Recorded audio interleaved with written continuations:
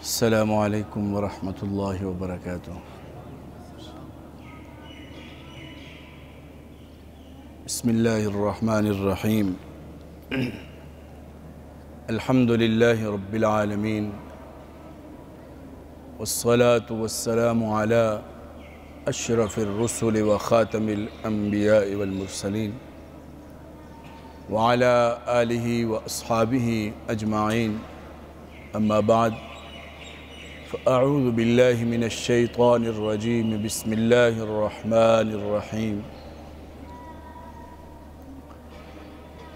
قل یا عبادی الذین اسرفوا علی انفسہم لا تقنطوا من رحمت اللہ ان اللہ یغفر الذنوب جمیعا انہ هو الغفور الرحیم۔ صدق اللہ العظیم۔ نہایت ہی واجب الاحترام، قابل قدر سامعین محترم،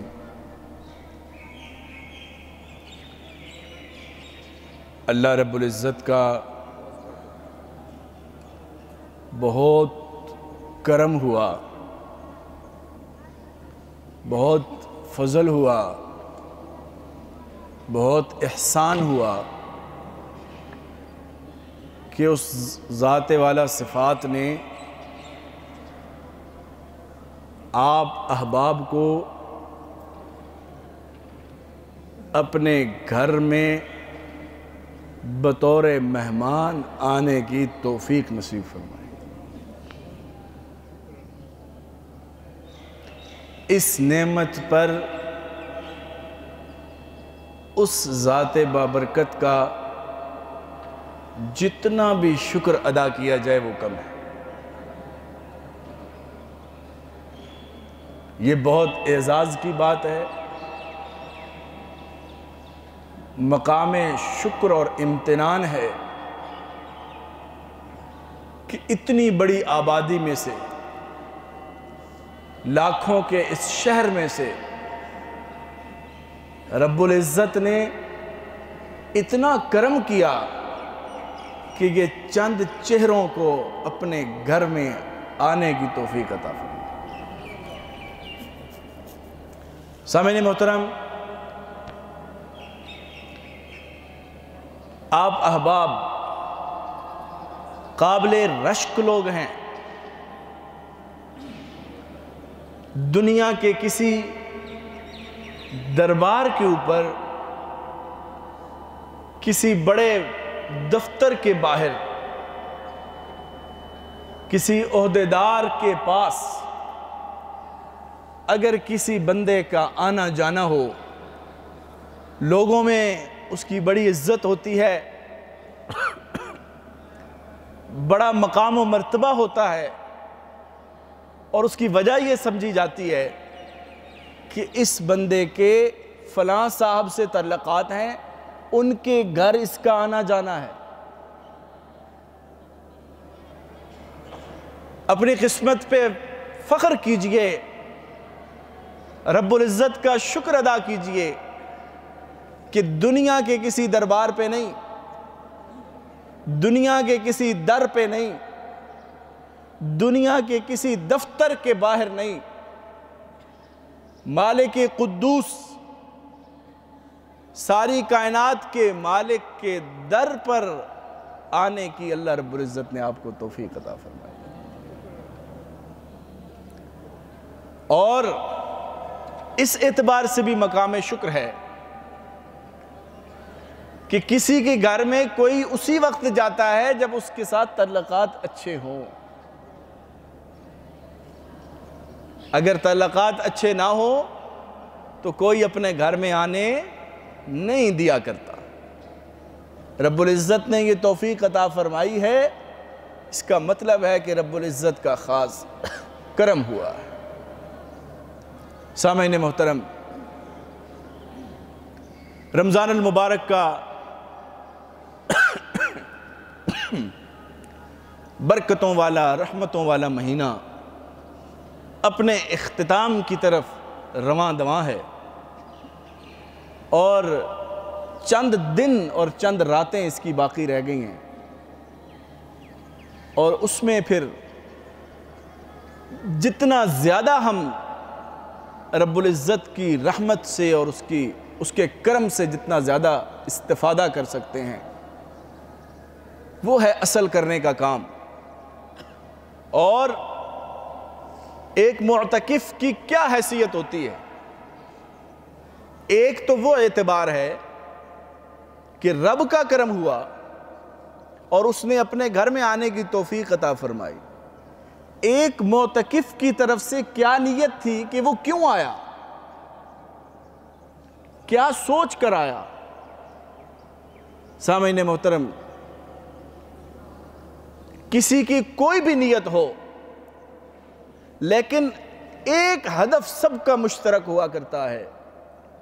اس اعتکاف سے ایک ہدف سب کا مشترک ہوا کرتا ہے، اور وہ ہدف یہ ہوتا ہے کہ اگر پورا سال مجھ سے کوئی کمیاں ہوئیں، کوئی کوتاہیاں ہوئیں، اور ایسے اعمال سرزد ہو گئے جن کی وجہ سے رب العزت مجھ سے ناراض ہے، تو میرا ہدف اس کے گھر میں آنے کا کم از کم یہ ہونا چاہیے کہ میں جاؤں گا، اس کے در پہ بیٹھ جاؤں گا، اور اس وقت تک نہیں اٹھوں گا جب تک اس کو راضی نہیں کر لوں۔ یہ کم از کم ہدف ہونا چاہیے کہ ہم کیوں آئے ہیں، جو نیت بھی ہے، لیکن آبجیکٹو اور ہدف کیا ہے؟ اس ذات کو راضی کرنا، اپنے گناہوں کو بخشوانا، سابقہ زندگی سے پلٹنا۔ اور دنیا کا دستور ہے کہ جب ناراضگی حد سے بڑھ جائے، دو فریقین کے درمیان جب ناراضگی حد سے بڑھ جاتی ہے، تو ایک فریق راضی کرنے کی کوشش کرتا ہے، لیکن غلطیاں اس کی اتنی زیادہ ہوتی ہیں کہ دوسرا فریق مان کے نہیں دے رہا ہوتا۔ تو آخری حربہ کیا اختیار کرتا ہے وہ کہ جاتا ہوں، اس کے گھر کے باہر بیٹھ جاؤں گا، اور اس وقت تک نہیں اٹھوں گا جب تک وہ مجھ سے تعلقات بحال نہ کر لیں۔ یہ دنیا والوں کی بات ہے۔ یہاں پر میں بات کر رہا ہوں اس رب کی جو دنیا والے انسانوں کی طرح نہیں۔ دنیا میں انسان کے ساتھ سب سے زیادہ شفیق رشتہ اگر کوئی ہے تو وہ ماں کا رشتہ ہے، اور دنیا میں اگر کسی ناراض کو راضی کرنے میں سب سے زیادہ آسان ہے تو اپنی ماں کو راضی کرنا۔ اور حدیث مبارکہ میں آتا ہے کہ رب العزت اپنے بندے کے ساتھ اس کی ماں سے بھی 70 گنا زیادہ شفقت والا معاملہ کرتا ہے۔ اب سوچئے، ہم آئے ہیں رب کو راضی کرنے، اس کے در پہ آ کے بیٹھ گئے ہیں، اور یہ نیت لے کر آئے ہیں، یہ ہدف لے کر آئے ہیں کہ اس وقت تک نہیں اٹھیں گے جب تک اس ذات کے ساتھ تعلقات کو بحال نہ کر لیں، اس کو راضی نہ کر لیں۔ کتنا مشکل کام ہے اس کو راضی کرنا۔ وہ اس کی رحمت خود پکار رہی ہے بار بار۔ دنیا والے جب ناراض ہوں تو فاصلہ بڑھا لیتے ہیں، دور ہو جاتے ہیں، بولنا چھوڑ دیتے ہیں، تعلقات منقطع ہو جاتے ہیں۔ رب العزت کی ذات اپنے ناراض بندوں کو خاص طور پر خطاب کر کے فرما رہے ہیں، یا عبادی الذین اسرفوا علی انفسہم لا تقنطوا من رحمت اللہ۔ اے میرے وہ بندو جو زیادتی کر بیٹھے ہو اپنے آپ پر۔ انسان گناہ کرتا ہے تو کسی کا کچھ نہیں بگڑتا ہے تو اس کا اپنا کچھ بگڑتا ہے۔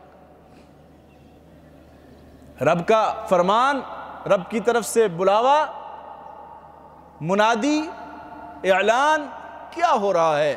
یا عبادی الذین اسرفوا علی انفسہم، لا تقنطوا من رحمت اللہ، اے میرے وہ بندو، نسبت بھی اپنی طرف، میرے بندو، اللہ اکبر، بندہ بھی وہ جو گناہ گار ہے، اور نسبت بھی کیا عطا ہو رہی ہے؟ میرے بندو۔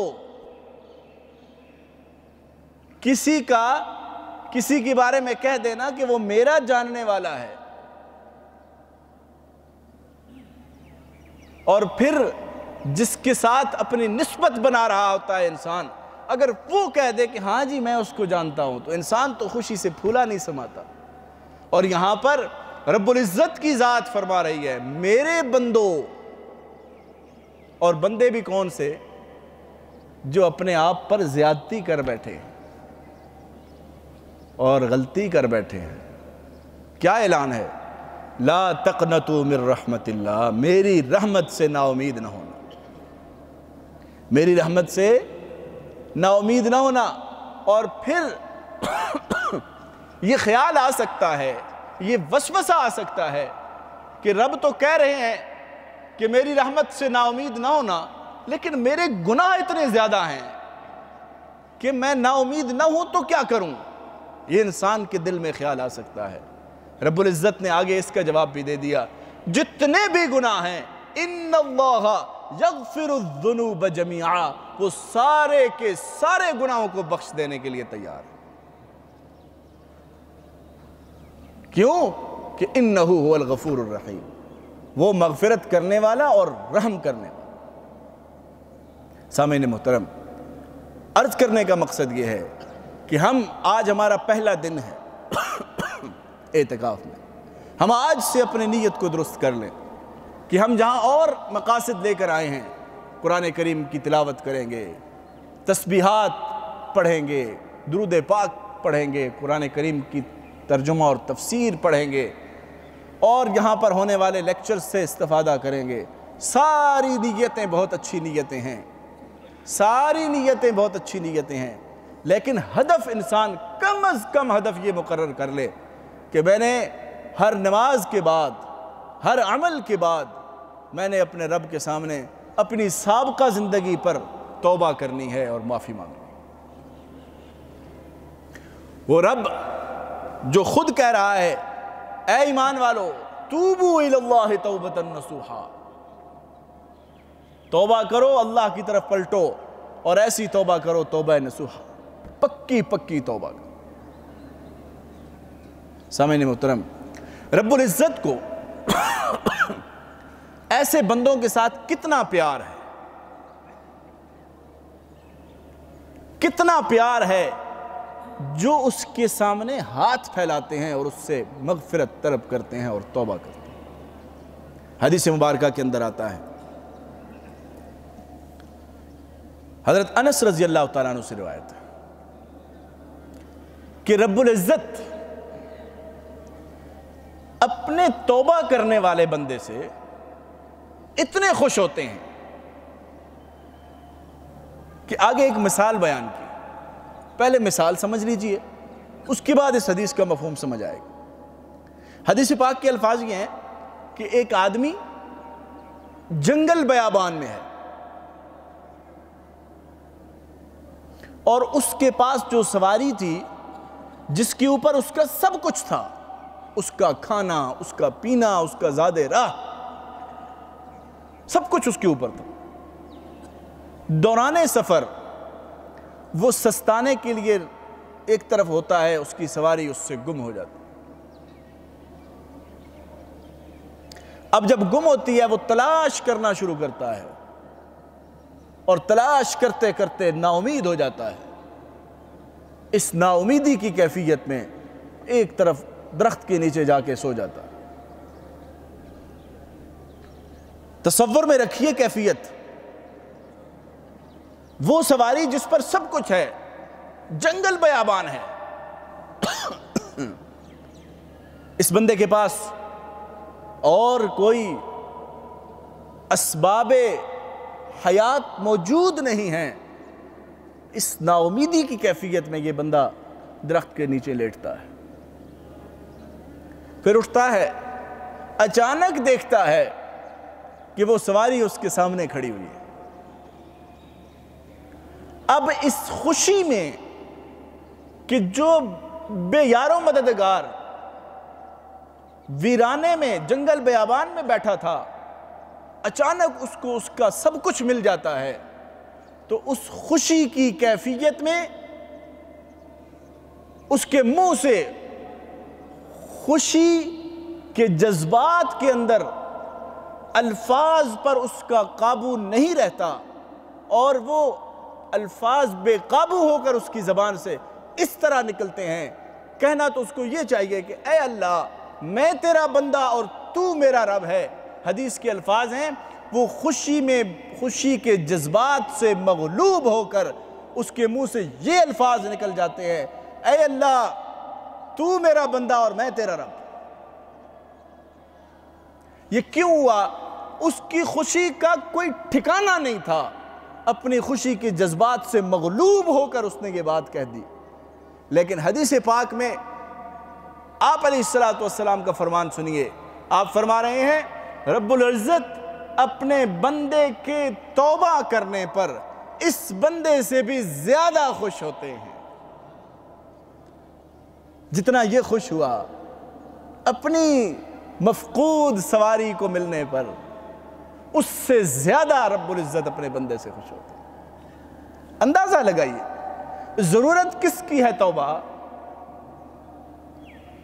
رب تو بے پرواہ ذات ہے، بے نیاز ذات ہے، اس کی بے نیازی اور صمدیت کا کوئی ہم اندازہ نہیں لگا سکتے۔ ساری کی ساری کائنات، ساری کی ساری انسانیت اس کی نافرمان بن جائے، اس کی شان کریمی میں کوئی کمی نہیں آئے، اور ساری مخلوقات اس کی مطیع و فرما بردار بن جائیں تو اس کی شان میں کوئی اضافہ نہیں ہوگا۔ وہ اتنی صمد ذات ہے، اور ضرورت انسان کی ہے، رب کی ضرورت نہیں ہے۔ اپنے آپ کو بخشوانا انسان کی ضرورت ہے، اپنے آپ کو عذاب سے بچانا انسان کی ضرورت ہے۔ لیکن اس انسانی ضرورت کے پورا ہونے پر جب انسان آتا ہے اس کے در پہ اور معافی مانگتا ہے، توبہ کرتا ہے، اپنے اس بندے کو رب العزت دیکھ کر اس بندے جس کی مثال ذکر کی اس سے زیادہ خوش ہوتا ہے۔ اللہ اکبر۔ سامعین محترم، حدیث پاک کے اندر ایک روایت میں آتا ہے کہ اس توبہ کی اہمیت کیا ہے۔ یہ جو توبہ ہم جس کا ذکر کر رہے ہیں، اپنے گناہوں سے پلٹنا، معافی مانگنا، اس کی اہمیت کیا ہے؟ اس کی وضاحت کے لیے حضرت ابو ہریرہ رضی اللہ تعالیٰ عنہ فرماتے ہیں، سمعت رسول اللہ صلی اللہ علیہ وسلم، کہ میں نے حضور اقدس صلی اللہ علیہ وسلم کو یہ فرماتے ہوئے سنا، انی واللہ انی لاستغفر اللہ اکثر من 70 مرة فی اليوم، او کما قال علیہ الصلوۃ والسلام۔ حضور فرما رہے ہیں، حضرت ابو ہریرہ روایت کر رہے ہیں کہ حضور نے فرمایا کہ میں ایک دن کے اندر اپنے رب سے 70 سے زیادہ بار استغفار کرتا ہوں۔ ایک دن میں 70 سے زیادہ بار۔ کون فرما رہے ہیں؟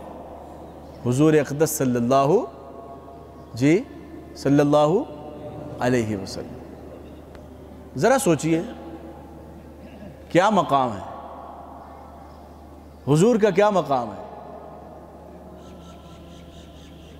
رب العزت نے قرآن مقدس میں کیا فرمایا؟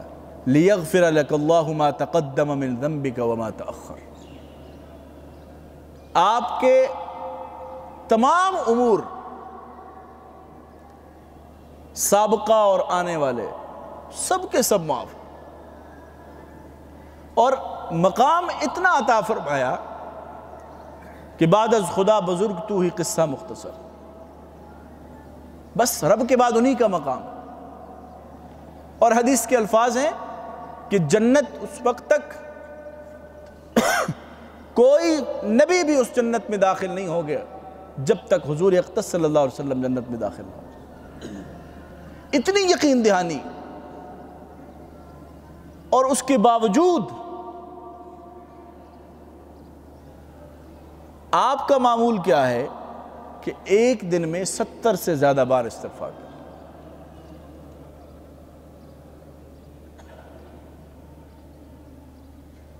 اس سے اندازہ ہوتا ہے کہ یہ استغفار کرنا، یہ توبہ کرنا، رب سے معافی مانگنا، رب کی طرف لوٹنا، رب کی طرف پلٹنا کتنی اہمیت والا عمل ہے۔ ام المومنین سید عائشہ صدیقہ رضی اللہ تعالیٰ عنہ روایت فرماتی ہیں کہ آپ صلی اللہ علیہ وسلم رات کو رب العزت کے سامنے کھڑے ہو جایا کرتے تھے، قیام کی حالت میں اتنے لمبے لمبے قیام ہوا کرتے تھے کہ آپ کے قدمین مبارکین جو ہے وہ ان پر ورم آ جایا کرتے تھے۔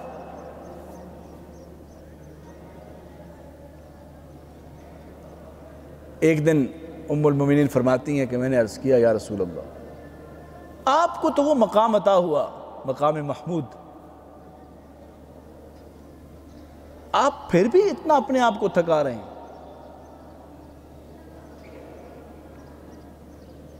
تو حضور اقدس صلی اللہ علیہ وسلم کا ارشاد تھا، افلا اکون عبدا شکورا، کیا میں رب العزت کا شکر گزار بندہ نہ بنوں کہ رب کی اتنی نعمتیں مجھے عطا ہوئی ہیں، میں اس پہ اس کا شکر ادا نہ کروں؟ اندازہ لگائیے حضور اقدس صلی اللہ علیہ وسلم کی ذات، آپ کی ذات اقدس، کہ جن کو رب العزت نے ہر قسم کے سرٹیفکیٹ عطا فرما دیے زندگی کے اندر ہی، اس کے باوجود 70 سے زیادہ بار ایک دن میں استغفار۔ ہم ذرا اپنا تجزیہ کریں، اپنا جائزہ لیں، ہمارے معمولات کیا ہیں؟ عام دنوں کو تو الگ رکھیے، رمضان کے اندر جائزہ لے لیجئے، میرے سمیت ہر بندہ جائزہ لے، ہم کتنی دفعہ استغفار کرتے ہیں، ہم کتنی دفعہ رب کے حضور ہاتھ اٹھاتے ہیں اور اپنے گناہوں کے اوپر معافی مانگتے ہیں۔ حالانکہ اس ذات کا اتنا کرم ہے، اس کا اتنا واضح اعلان ہے کہ انسان اگر غلطی کر بیٹھتا ہے اور اپنی غلطی کے اوپر نادم ہو جاتا ہے اور اس کے بعد اللہ کے در پہ آ کر ندامت کا ایک آنسو بہا دیتا ہے، رب العزت کی رحمت کی طرف سے صدا آتی ہے، انسان تیرے آنے میں دیر ہے، میرے راضی ہو جانے میں دیر نہیں۔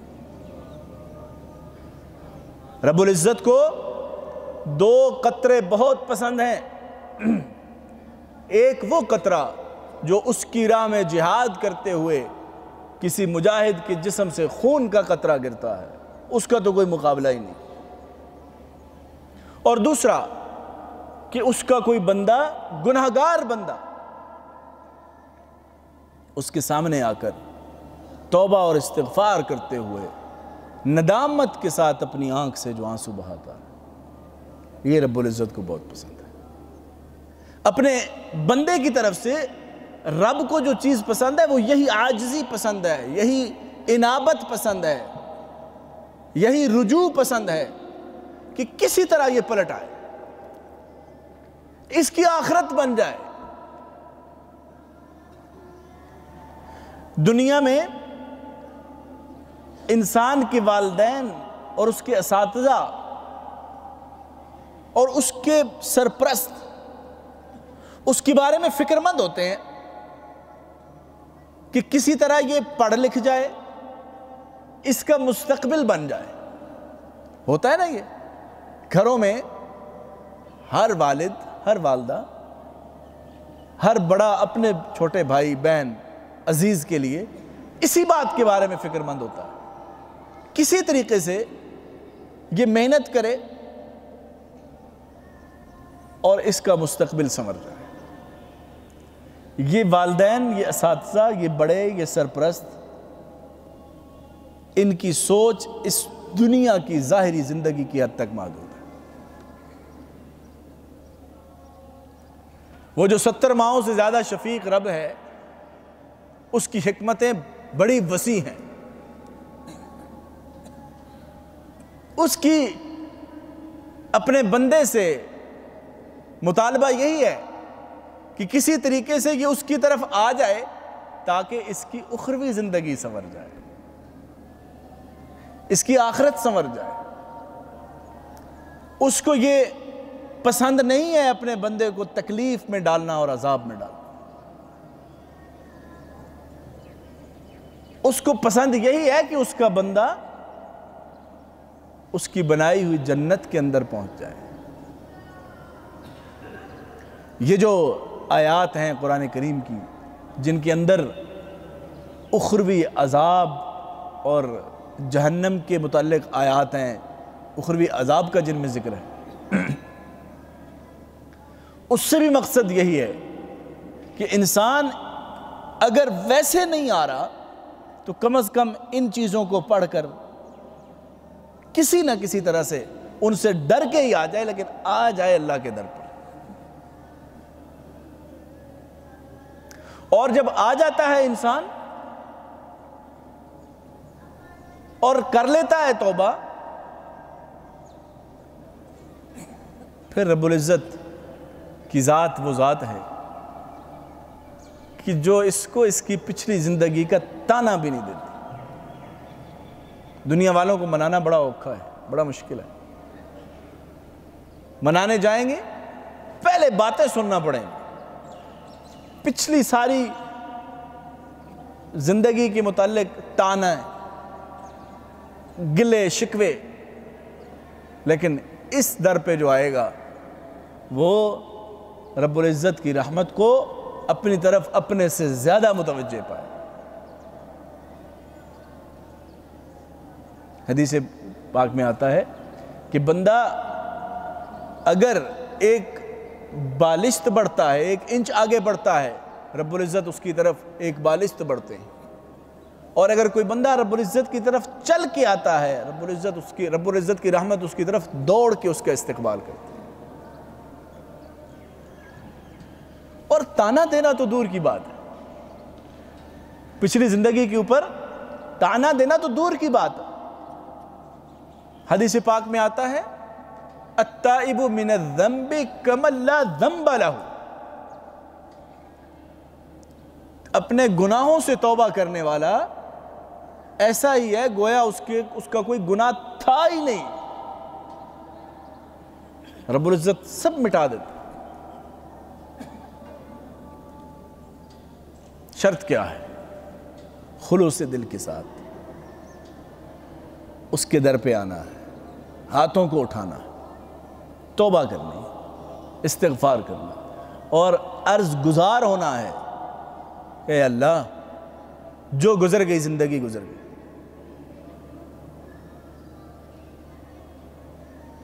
اس زندگی کے اوپر میں نادم ہوں، کوتاہیاں ہوئیں، کمیاں ہوئیں، تیری نافرمانیاں ہوئیں، تیری حکم عدولیاں ہوئیں، تیرے احکام مجھے بلاتے رہے، تیری طرف سے ندا مجھے آتی رہی، دن میں 5 بار تیرے نمائندے مجھے بلاتے رہے، میں نہیں گیا. تیری رحمت کی طرف سے مجھے صدائیں آتی رہیں، میں نے ان پر لبیک نہیں کہا، لیکن اے میرے اللہ اب میں آ گیا ہوں.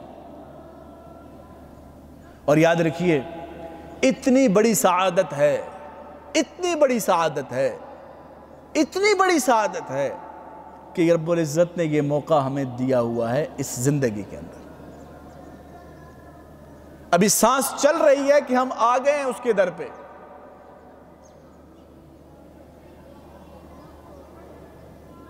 کیونکہ حدیث پاک میں آتا ہے کہ توبہ کا دروازہ اس وقت تک کھلا ہوا ہے جب تک سورج مغرب سے نہ طلوع ہو جائے۔ جب آدمی کی موت آتی ہے تو اس کا سورج تو غروب ہو گیا مکمل، تو موت سے پہلے تک جب تک سانس چل رہی ہے اس وقت تک انسان کے پاس موقع ہے کہ وہ آ جائے اور استغفار کرے۔ کسی کہنے والے نے کہا کہ جب تک یہ سانس ہے اس وقت تک انسان کے پاس چانس ہے، سانس رک گیا چانس ختم۔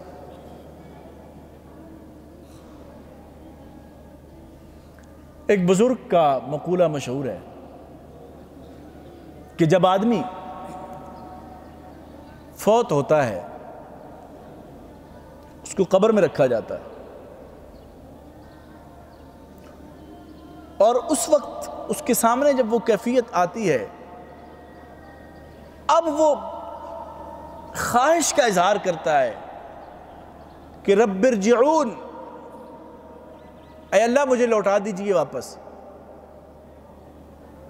لعلی اعمل صالحا فیما ترکت، تاکہ میں واپس جا کر وہ نیک اعمال کر سکوں جو میں نے چھوڑ دیے تھے، جو میں نے نہیں کیے تھے۔ مطالبہ کیا ہے کہ مجھے واپس بھیجیے۔ کیا کروں گا؟ اچھے اعمال کروں، یہ مطالبہ۔ لیکن اس وقت رب العزت کی طرف سے اعلان ہوگا کلا، ہرگز نہیں، دستور ہے، کوئی واپس نہیں آتا۔ لیکن وہ فرماتے ہیں، جن بزرگ کی میں بات کر رہا ہوں، کہ جب کوئی آدمی کسی جنازے میں شرکت کرتا ہے اور جنازے کے ساتھ جاتا ہے، میت پر نماز جنازہ پڑھتا ہے، اس کے لیے دعا کرتا ہے، اس کی تدفین میں شامل ہوتا ہے، تو گویا یہ بندہ ایسا ہے کہ اس کو ایک موقع رب نے اور دے دیا ہے کہ تم واپس جاؤ۔ اس کو نہیں رکھا، اس کو چانس دیا ہے۔ ہمیں کتنے ایسے مواقع مل چکے ہیں، ہم نے کتنے چانسز کو اویل کیا ہے۔ حالانکہ اس طرح کی تذکیری بات قرآن کریم کی ایک آیت ہی ہو تو وہ دنیا میں کئی انسان ایسے گزرے ہیں کہ ان کی زندگیاں اس ایک جملے نے بدل دی۔ مشہور بزرگ ہیں فضیل ابن عیاض رحمہ اللہ، بڑا اللہ رب العزت نے ان سے کام لیا،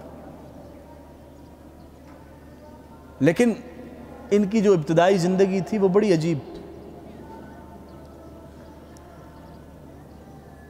تاریخ کی کتب میں لکھا ہے کہ یہ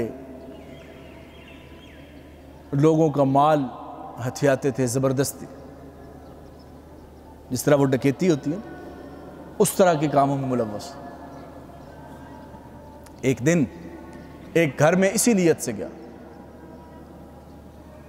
اور جب گیا تو آگے جو صاحب جس گھر میں گیا وہ صاحب قرآن کریم کی تلاوت کر رہے تھے، اور قرآن کریم کی یہ آیت وہ پڑھ رہے تھے، أَلَمْ يَأْنِ الَّذِينَ آمَنُوا أَن تَخْشَعَ قُلُوبُهُمْ، کہ کیا انسان پر، مومنین پر ابھی تک وہ وقت نہیں آیا کہ وہ ڈریں اپنے رب سے اور اس کی طرف متوجہ ہو جائیں۔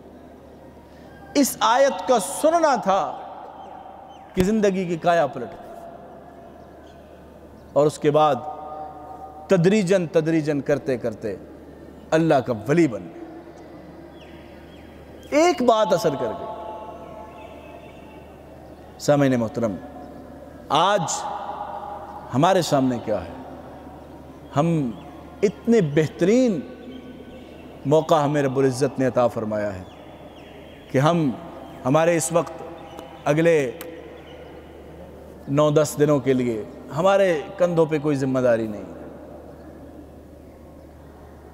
ہم ایک یک نکاتی ایجنڈا لے کے آئے ہیں. یہی ہماری ذمہ داری ہے, یہی ہمارا کام ہے. نہ بیوی بچوں کا کوئی کام, نہ گھر والوں کا کوئی کام, نہ رشتہ داروں کی طرف سے کوئی ذمہ داری, کوئی ہمارے ذمہ اب کام نہیں ہے.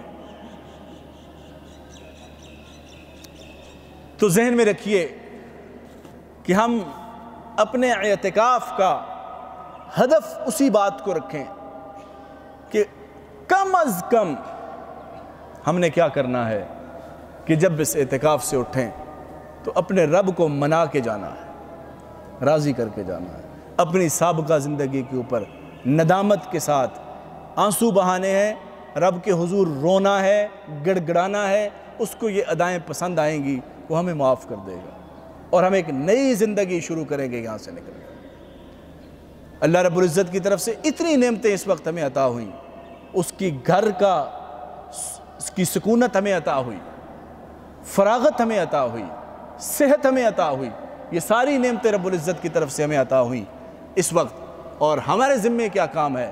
جتنی نیتیں کوئی لے کر آیا ہے اس کی نیتیں اس کو مبارک, لیکن کم از کم یہ نیت آج سے کر لیں, یہ ہدف مقرر کر لیں, اس کو اپنا آبجیکٹیو بنا لیجئے کہ ہم نے اپنے رب کو راضی کر کے جانا ہے, توبہ کر کے جانی ہے, اپنی سابقہ زندگی کے اوپر اس رب سے معافی مانگنی ہے اور اس کو راضی کر کے واپس اپنے گھروں کو جانا ہے. اللہ رب العزت سے دعا ہے کہ اللہ کریم ہماری اس گفتگو کو بھی قبول فرمائے, جو کچھ کہا سنا اس پر مجھے آپ کو عمل کی توفیق نصیب فرمائے, ہمارے اس عمل کو بھی, اعتکاف کے عمل کو اپنی بارگاہ میں قبول فرمائے, اور اس اعتکاف کو رب العزت اپنی رضا کا ہمارے لیے ذریعہ بنا دے. اقول قولی ھذا استغفر اللہ لی ولکم ولسائر المسلمین.